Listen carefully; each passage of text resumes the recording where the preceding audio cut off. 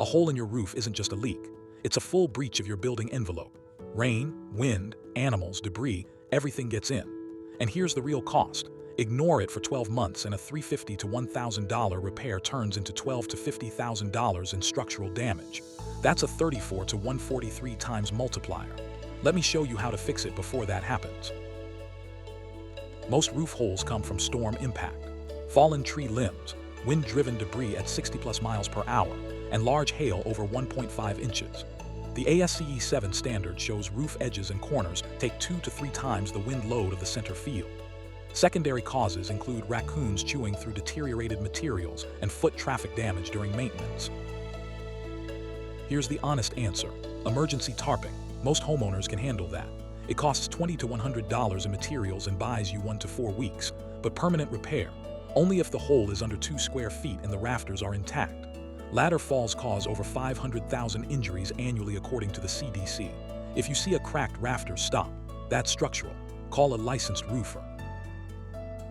First, contain the water inside. Place buckets under active drips. But here's what most people miss: water doesn't drip straight down. It runs along rafters and joists, so the drip point can be feet away from the actual hole.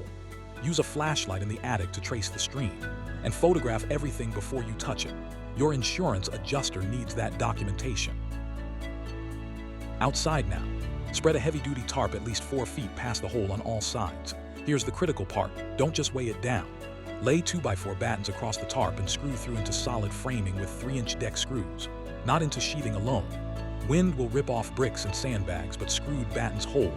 If the hole's near the ridge, drape over to the other side.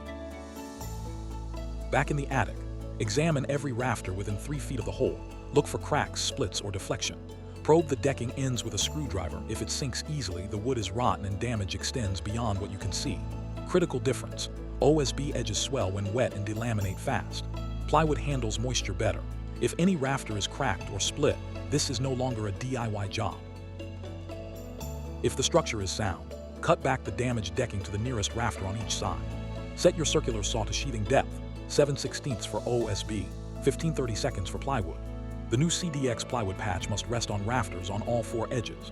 Fasten with 8D ring shank nails every 6 inches on edges, 12 in the field. Then seal with ice and water shield membrane extending 6 inches past all edges. Match the shingles and seal every nail head.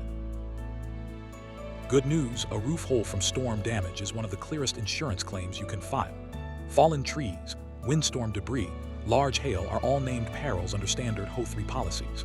The average wind and hail claim runs $12,000 to $15,000 according to Verisk 2024 data. But you must tarp promptly. Failure to mitigate can get your consequential water damage claim denied. Keep all receipts. Here's the timeline if you ignore it. Within 24 to 48 hours, mold colonizes wet wood. Within 6 to 24 months, rot spreads 3 to 6 feet from the original breach. A repair that costs $350 to $1,000 today becomes $5,000 to $15,000. By year 2, you're looking at $12,000 to $50,000 in structural damage. The only variable is when you act. If you've got a hole in your roof, don't wait for the next storm to make it worse.